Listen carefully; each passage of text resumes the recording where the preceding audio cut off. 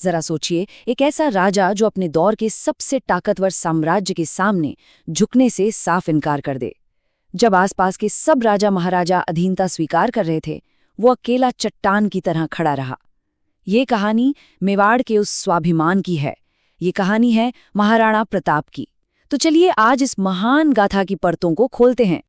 ये सिर्फ शब्द नहीं थे, ये एक प्रण था, एक ऐसा अटूट संकल्प जो महाराणा प्रताप ने मुगल बादशाह अकबर के सामने रखा था। उस वक्त जब हिंदुस्तान के बड़े बड़े रजवाड़े अकबर की ताकत को मान रहे थे, तब मेवाड़ के इस शेर ने साफ साफ कह दिया था कि उनकी आज़ादी और उनका सम्मान किसी भी कीमत पर बिकाऊ नहीं है। और बस यहीं से उस दौर के सबसे बड़े टकराव की जमीन तैयार हो गई। देखिए, एक तरफ था एक बहुत बड़ा साम्राज्य जिसका सपना था पूरे राजपूताना को अपने एक झंडे के नीचे लाना, और दूसरी तरफ थी आज़ादी की एक जबरदस्त जिद जो किसी भी हाल में झुकने को तैयार नहीं थी। तो सवाल ये उठता है कि आखिर ये प्रतिरोध की भावना, ये हिम्मत आई कहाँ से? क्या थी उस शख्सियत की बुनियाद? चलिए पहले हिस्से में ये समझने की कोशिश करते हैं कि प्रताप का शुरुआती जीवन कैसा था और कैसे उनके गद्दी पर बैठने के साथ ही इस ऐतिहासिक टकराव की शुरुआत हुई। महाराणा प्रताप का जन्म 9 मई 1540 को कुंभलगढ़ के मजबूत किले में हुआ था। वो मेवाड़ के मशहूर सिसोदिया राजवंश से ताल्लुक रखते थे। कहते हैं कि बचपन से ही उनमें गजब का साहस, अनुशासन और अपनी मिट्टी के लिए एक गहरा लगाव था, और यही गुण आगे चलकर उनकी सबसे बड़ी पहचान बने। एक दिलचस्प बात ये भी है कि उनका राजा बनना भी इतना आसान नहीं था। पिता उदय सिंह की मृत्यु के बाद कुछ सरदार उनके छोटे भाई को राजा बनाना चाहते थे, लेकिन मेवाड़ के ज्यादातर सरदारों ने प्रताप के नेतृत्व और उनकी हिम्मत को चुना। शायद वो जानते थे कि आने वाला वक्त आसान नहीं होगा और उसके लिए प्रताप जैसा ही कोई चाहिए। अच्छा, आप कहानी के उस मोड़ पर चलते हैं जिसने इतिहास की दिशा ही बदल दी। ये वो वक्त था जब उनके शासनकाल का सबसे बड़ा सैन्य संघर्ष हुआ, हल्दी घाटी की वो लड़ाई जिसे आज भी याद किया जाता है। तारीख थी 18 जून 1576। हल्दी घाटी की संकरी घाटियों में दो सेनाएं आमने सामने थीं। एक तरफ महाराणा प्रताप खुद अपनी मेवाड़ की सेना को लीड कर रहे थे, तो दूसरी तरफ थी अकबर की विशाल मुगल सेना, जिसकी कमान आमेर के राजा मान सिंह के हाथों में थी। लेकिन इस जंग की कहानी एक वफादार साथी के जिक्र के बिना हमेशा अधूरी रहेगी, और वो था चेतक। चेतक सिर्फ एक घोड़ा नहीं था, बल्कि वो प्रताप का सबसे भरोसेमंद साथी था, जो युद्ध के मैदान में उनके साथ साथ लड़ता था, एक योद्धा की तरह। और हुआ भी वही। जब लड़ाई अपने चरम पर थी और प्रताप दुश्मनों से घिर गए, तो बुरी तरह घायल चेतक ने अपनी जान की परवाह नहीं की। उसने अपनी आखिरी बची हुई ताकत से एक बहुत बड़े बरसाती नाले के पार छलांग लगा दी। वो अपने राजा को सुरक्षित जगह पहुंचाने में तो कामयाब रहा, लेकिन अपना ये फर्ज पूरा करते ही उस वफादार दोस्त ने वहीं अपने प्राण त्याग दिए। तो कहने को तो मैदान में मुगलों का पलड़ा भारी रहा, पर वो अपने असली मकसद में पूरी तरह नाकाम रहे।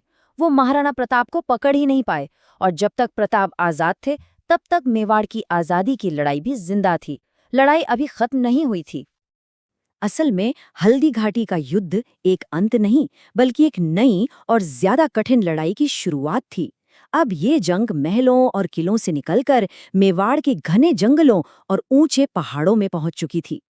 इसके बाद के जो साल थे वो बहुत ही मुश्किल भरे थे। महाराणा प्रताप ने अपने परिवार और वफादार लोगों के साथ जंगलों में जिंदगी गुजारी। उन्होंने जमीन पर सोकर और घास की रोटियां तक खाकर गुजारा किया, लेकिन मुगलों के सामने सिर झुकाने से साफ इनकार कर दिया। यहीं उन्होंने अपनी रणनीति बदली और छोटी छोटी टुकड़ियों में छिपकर हमला करना शुरू किया। इसी को हम गुरिल्ला युद्ध कहते हैं। अपनी इसी नई तरह की युद्ध नीति की वजह से महाराणा प्रताप को अक्सर भारत में गुरिल्ला युद्ध का जनक भी कहा जाता है।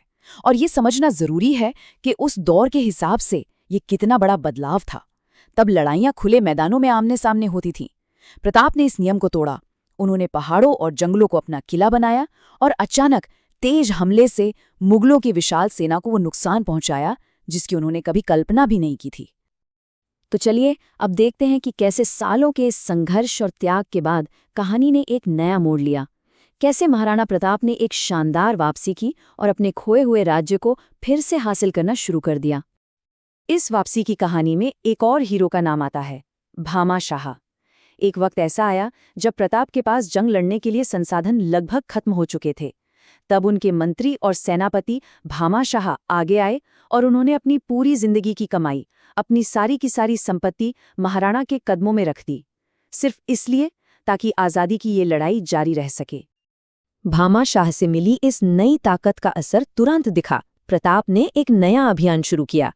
1582 में दिवेर की लड़ाई में उन्हें एक बड़ी और निर्णायक जीत मिली। इसके बाद तो जैसे सिलसिला ही शुरू हो गया। एक एक करके उन्होंने कुंभलगढ़ और गोगुंदा जैसे 36 जरूरी किलों को वापस जीत लिया और पश्चिमी मेवाड़ का एक बड़ा हिस्सा मुगलों से आज़ाद करा लिया। अब हम इस कहानी के अंतिम हिस्से पर आते हैं। ये हिस्सा उनकी मृत्यु और उस महान विरासत के बारे में है जो वो अपने पीछे छोड़ गए। इतने सालों का लगातार युद्ध और शारीरिक परिश्रम, इसका असर उनके शरीर पर पड़ना ही था।